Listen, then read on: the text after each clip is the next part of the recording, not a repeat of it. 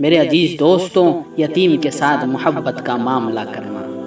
ایک حدیث پاک میں ہے، حضرت ابو ہریرہ رضی اللہ عنہ کی روایت ہے، عن ابی ہریرہ رضی اللہ عنہ ان رجولا شکا الى رسول اللہ صلی اللہ علیہ وسلم قسوۃ قلبہ۔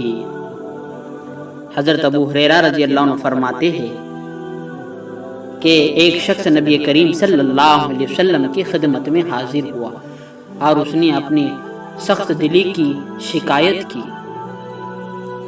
وقالا، تو حضور صلی اللہ علیہ وسلم نے فرمایا، امسح رأس الیتیم، کہ تم یتیم کے سر پر سے ہاتھ پھیرا کرو، وَأَطْعِمِ الْمِسْكِينَ، اور بھوکوں کو کھانا کھلایا کرو۔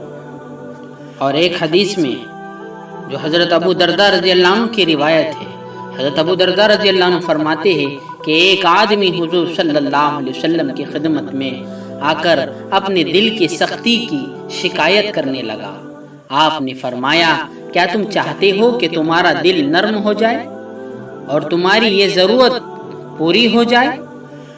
تم یتیم پر شفقت کیا کرو اور اس کے سر پر ہاتھ پھیرا کرو اور اپنے کھانے میں سے اسے کھلایا کرو، اس سے تمہارا دل نرم ہو جائے گا اور تمہاری ضرورت پوری ہو جائے گی۔ کتنی بڑی بات ہے کہ یتیم کے ساتھ محبت کا معاملہ کرنا چاہیے۔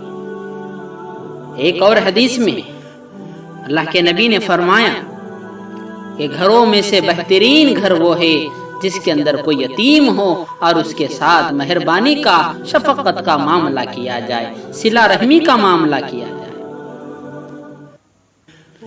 اور گھروں میں سے بدترین گھر وہ ہے جس میں کوئی یتیم ہو اور اس کے ساتھ برا سلوک کیا جائے۔ حضرت بشیر رضی اللہ عنہ فرماتے ہیں کہ جنگ احد کے دن میری حضور صلی اللہ علیہ وسلم سے ملاقات ہوئی۔ میں نے پوچھا، میرے والد کہاں ہیں؟ حضور صلی اللہ علیہ وسلم نے فرمایا، وہ تو شہید ہو گئے، اللہ تعالیٰ ان پر رحم فرمائے۔ میں یہ سن کر رونے لگا۔ حضور صلی اللہ علیہ وسلم نے مجھے پکڑ کر میرے سر پر ہاتھ پھیرا اور مجھے اپنے ساتھ اپنی سواری پر سوار کر لیا اور فرمایا، کیا تم اس پر راضی نہیں ہو کہ میں تمہارا باپ بن جاؤں اور عائشہ تمہاری ماں بن جائے؟ کس طرح اللہ کے نبی نے